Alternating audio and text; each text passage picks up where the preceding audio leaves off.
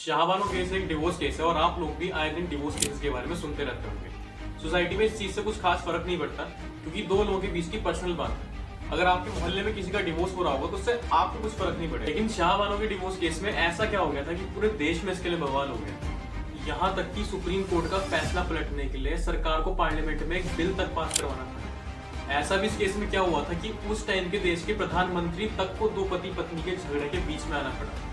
तो इन सारी चीजों के रीजंस को आज हम डिटेल में डिस्कस करेंगे, लेकिन उसके लिए हमको थोड़ा पीछे जाना होगा। तो साल 1932 में शाहबानो नाम की एक लड़की की शादी इंदौर के एक फेमस वकील मोहम्मद अहमद खान से करा दी जाती है। पहले तो दोनों के बीच सब कुछ सही चलता है। शाहबानो के अहमद खान के साथ 5 बच्चे भी हुए, लेकिन शादी के ठीक 14 साल बाद अहमद खान एक और शादी कर लेता है और कुछ साल दोनों पत्नियों के साथ रहने के बाद साल 1975 में अहमद खान शाहबानो को उसके बच्चों के साथ घर से बाहर निकाल देता है। और अहमद खान ने शाहबानो को यह भी प्रॉमिस किया कि वो हर महीने 200 रुपए शाहबानो को गुजारे के लिए देता रहेगा ताकि वो खुद को और अपने बच्चों को पाल सके। लेकिन फिर 1978 में अचानक से ही अहमद खान ने शाहबानो को पैसे देने बंद कर दिए। शाहबानो की एज इस टाइम 62 हो गई थी और एक 62 साल की औरत के लिए 5 बच्चे पालना, वो भी बिना किसी फाइनेंशियल हेल्प के, बहुत मुश्किल है। तो इस वजह से शाहबानो ने अहमद खान के ऊपर इंदौर के एक लोकल कोर्ट में केस किया कि उसे 500 रुपए एज अ मेंटेनेंस अमाउंट हर महीने दिया जाए। लेकिन अहमद खान खुद एक जाना माना लॉयर था। उसे पता था कि सिचुएशन से कैसे बाहर आना है, इसलिए उसने तुरंत शाहबानो को 3 तलाक बोलकर डाइवोर्स दे दिया और 5400 रुपए एज अ मेहर शाहबानो को दिए। और अपने डिफेंस में ये दलील दी कि इस्लामिक लॉ के अकॉर्डिंग तलाक होने के बाद पति की पत्नी को मेंटेनेंस देने की जिम्मेदारी सिर्फ इद्दत के टाइम पीरियड के बीच तक की होती है। एक बार इद्दत का टाइम पीरियड खत्म हो गया, उसके बाद पति की कोई जिम्मेदारी नहीं है पत्नी को मेंटेनेंस देने की। यहाँ से आगे बढ़ने से पहले आपको 2 टर्म्स को समझना होगा, इद्दत और मेहर। मुस्लिम्स में डिवोर्स होने के 89 डेज बाद तक के पीरियड को पीरियड ऑफ इद्दत कहा जाता है और इस टाइम पीरियड के बीच डिवोर्स्ड मुस्लिम वुमेन को कोई राइट नहीं रहता दूसरी शादी करने का। और बेसिकली ये इद्दत की जो प्रोसेस है ये इसलिए की जाती है कि ताकि ये टेस्ट किया जा सके कि कहीं वो वुमेन प्रेग्नेंट तो नहीं है। दूसरी टर्म आती है मेहर। इसको अगर हम सिंपल लैंग्वेज में समझें तो ये दहेज का बिल्कुल अपोजिट टाइप का प्रोसेस होता है। जैसे दहेज में लड़की वालों की तरफ से लड़के वालों को कुछ पैसे दिए जाते हैं, वैसी मेहर में लड़के वालों की तरफ से लड़की के लिए एक अमाउंट शादी से पहले सेट किया जाता है। लेकिन फर्क बस इतना है कि ये पैसे पत्नी को ऐसे ही नहीं मिलते। ये पैसे पत्नी को तब मिलते हैं अगर पति पत्नी को तलाक दे दें। बेसिकली ये जो मेहर की रकम होती है तय ही इसलिए की जाती है ताकि लड़की को एक टाइप की सिक्योरिटी मिल जाए। फ्यूचर अगर उसका पति उसे छोड़े तो उसे एक अमाउंट पे करनी पड़े अपनी वाइफ को छोड़ने के लिए। लेकिन अगर एक बार पति ने पत्नी को मेहर की रकम चुका दी, उसके बाद पत्नी का कोई हक नहीं है पति से मेंटेनेंस क्लेम करने का। और इसी रीजन की वजह से शाहबानो के पति अहमद खान ने तुरंत शाहबानो को 3 तलाक बोलकर डिवोर्स दे दिया था और दोनों के बीच की तय मेहर की रकम जो कि 5400 रुपए थी वो शाहबानो को दे दी ताकि कोर्ट में अपना ये डिफेंस बता सके कि वो मेहर की पूरी रकम चुका चुका है। अब शाहबानो का कोई हक नहीं रह गया उससे मेंटेनेंस मांगने का। अगस्त 1979 में लोकल कोर्ट ने अपना जजमेंट शाहबानो के फेवर में सुनाया, लेकिन दिक्कत ये थी कि मेंटेनेंस अमाउंट शाहबानो ने जो 500 रुपए महीने का मांगा था वो कोर्ट ने शाहबानो को सिर्फ 25 रुपए महीना दिया। अब 25 रुपए महीने में एक 62 साल की बूढ़ी औरत क्या खुद को और अपने 500 बच्चों को पाल लेगी? और अहमद खान की उस टाइम की सैलरी 5000 रुपए महीना थी। वैसे नॉर्मल केसेस में अगर हम देखें तो 25 से 30% मेंटेनेंस अमाउंट पत्नी को दिया जाता है पति की सैलरी में से, और इस केस में शाहबानो को खाली 25 रुपए महीना देने की बात की गई जो कि मोहम्मद अहमद खान की सैलरी में से प्रॉपर्ली 1% भी नहीं था। और कुछ लोगों का यह भी कहना है कि उस टाइम के 25 रुपए बहुत ज्यादा हुआ करते थे क्योंकि इन्फ्लेशन बहुत ज्यादा बढ़ चुका है। देखिए उस टाइम के 25 रुपए कोई आज के हजारों लाखों रुपए जितने नहीं थे। अगर आप गूगल पे इन्फ्लेशन कैलकुलेटर सर्च करेंगे तो आप खुद कैलकुलेट करके देख लीजिए, उस टाइम के 25 रुपए आज के 688 रुपीज पर मंथ जितने होते हैं। और अब आप लोग खुद मुझे कमेंट सेक्शन में बता दीजिए कि 688 रुपीज पर मंथ में आज के टाइम में आप लोगों में से कौन कौन लोग अपना पूरा घर चला सकते हैं। लेकिन शाहबानो यहाँ हार नहीं मानी और साल 1980 में उसने हाई कोर्ट में एक रिविजनल एप्लीकेशन डाली कि उसके मेंटेनेंस अमाउंट को बढ़ाया जाए। हाई कोर्ट ने भी फैसला शाहबानो के फेवर में सुना है और मेंटेनेंस अमाउंट को 25 रुपए महीना से बढ़ाकर 179 रुपीज 20 पैसे पर मंथ कर दिया। अहमद खान को यह बात बिल्कुल पसंद नहीं आती है और वो सीधा सुप्रीम कोर्ट जाके एक पिटीशन दर्ज करवाता है और अपनी ये दलील दी कि मुस्लिम पर्सनल लॉ के अकॉर्डिंग अगर पति अपनी पत्नी को मेहर की रकम चुका चुका है, उसके बाद उसकी कोई जिम्मेदारी नहीं है उसका मेंटेनेंस देखने की, तो वो भी तो शाहबानो को उसकी तय मेहर की रकम 5400 रुपए चुका चुका है, तो वो अब क्यों उसको मेंटेनेंस दे? अब यहाँ सुप्रीम कोर्ट में दो धाराएं आपस में भिड़ती हैं, एक धारा 125 और दूसरी तरफ धारा 127।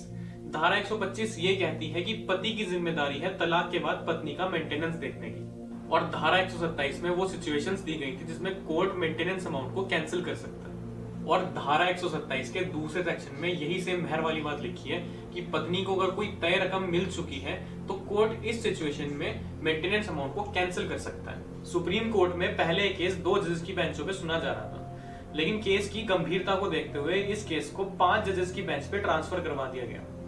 ये 5 जजेस थे जस्टिस चंद्रचूड़, राघनाथ मिश्रा, DA देसाई, चिन्नप्पा रेड्डी और ES वेंकटरामैया। ये केस तकरीबन 4 साल तक सुप्रीम कोर्ट में चला, लेकिन एंड में सुप्रीम कोर्ट ने भी जजमेंट शाह बानो के फेवर में सुना है। सुप्रीम कोर्ट का ये कहना था कि जब देश की हर औरत को तलाक के बाद पति से मेंटेनेंस अमाउंट पाने का हक है तो मुस्लिम औरतों के साथ क्यों नाइंसाफी की जाए। जब देश की हर औरत को ये हक मिलता है तो मुस्लिम औरत को भी यही हक मिलना चाहिए ना। और मुस्लिम वुमेन्स के साथ हो रही इसी पार्शियलिटी को लेकर सुप्रीम कोर्ट ने देश में यूनिफॉर्म सिविल कोड लाने की भी बात रखी। यूनिफॉर्म सिविल कोड का मतलब है देश के हर नागरिक पे सेम कानून लागू करना, फिर चाहे वो किसी भी जाति, धर्म या मजहब का हो। आप में से काफी लोगों के मन में ये सवाल आ रहा होगा कि देश में सभी लोगों पे सेम कानून लागू करने के प्रोसेस के बारे में क्यों बात की जा रही है, क्या आज सब पे सेम कानून लागू नहीं होता। देखिए, भारत देश में कानून को 2 भागों में डिवाइड किया गया है, क्रिमिनल कानून और सिविल कानून। क्रिमिनल कानून भारत के सभी नागरिकों में सेम तरीके से लागू किए जाते हैं। क्रिमिनल कानून में चोरी, मर्डर और रेप जैसे क्राइम्स आते हैं।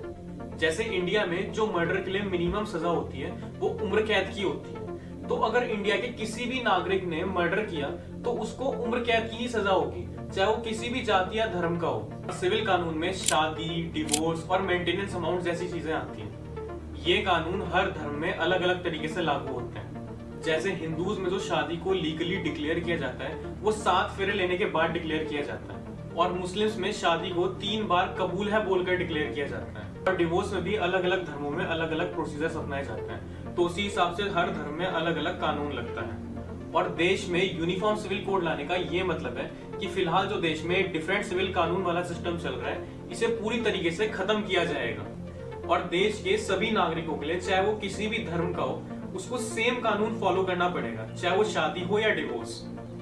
पर लेकिन सुप्रीम कोर्ट का ये फैसला मुस्लिम कम्युनिटी को बिल्कुल भी पसंद नहीं है। पूरे देश में जगह जगह मुस्लिम्स ने भारी मात्रा में प्रोटेस्ट करने शुरू कर दिए। मुस्लिम्स का ये कहना था कि सुप्रीम कोर्ट का ये फैसला इस्लामिक लॉज का वायलेशन है और उनके मुस्लिम पर्सनल लॉ के राइट्स को उनसे छीना जा रहा है। प्रोटेस्ट इतने बढ़ने लग गए कि ये जरा सा एक 2 पति पत्नी के बीच का डिवोर्स केस एक बहुत ही बड़ा नेशनल इशू बन गया।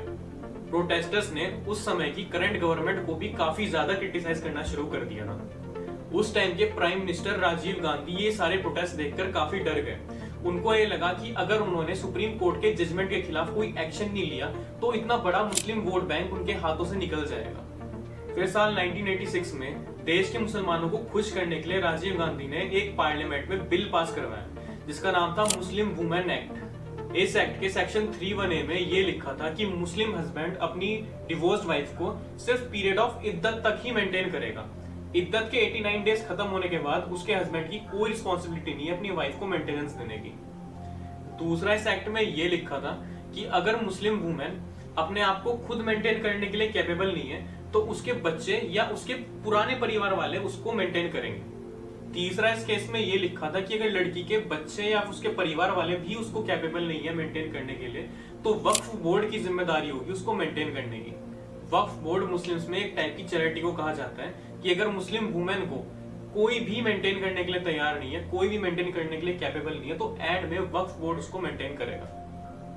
अब इस एक्ट के आने के बाद सुप्रीम कोर्ट ने जो भी चेंजेस करे थे वो सब वापस पलट गए। शाह बानो केस पूरी तरीके से पलट गया। जो केस शाह बानो इतनी मेहनत करके जीती थी वो केस का फैसला पूरी तरह इस एक्ट के आने के बाद पलट गया। लेकिन सरकार ने अपनी धर्म की राजनीति के लिए पल भर में उसकी इतने सालों की सारी मेहनत पर पानी फेर दिया। लेकिन भले ही शाह बानो केस हार गई हो, लेकिन देश की हर प्रताड़ित औरत के लिए शाह बानो एक मिसाल बन गई। और राजीव गांधी को भी उनकी इस एक्ट पास कराने के बाद हिंदू से काफी क्रिटिसिज्म फेस करना पड़ा। और अब इन लोगों को हिंदूज का वोट बैंक इनके हाथों से जाता हुआ नजर आ रहा था, तो बाद में इन्होंने हिंदूज को खुश करने के लिए बाबरी मस्जिद के ताले खुलवा दिए। मतलब पहले एक को खुश करके दूसरे को नाराज कर दो और फिर दूसरे को खुश करने के लिए वापस पहले को नाराज कर दो, और फिर इसके बाद मुस्लिम कम्युनिटी दोबारा इनसे नाराज हो गई। तो इन लोगों का यही सब चलता रहा। आगे भी काफी कुछ हुआ, लेकिन अगर इसी वीडियो में हम आगे भी बात करने लग गए तो वीडियो काफी लंबी हो जाएगी। शाहबानो केस यहीं तक का था, और शाहबानो चाहे ये केस जीतने के बाद भी हार गई हो, लेकिन शाहबानो इतिहास रच गए। आज लॉ करने वाले हर स्टूडेंट को शाहबानो के बारे में पढ़ाया जाता है, और वुमेन पावर का शाहबानो को एक परफेक्ट एग्जाम्पल माना जाता है।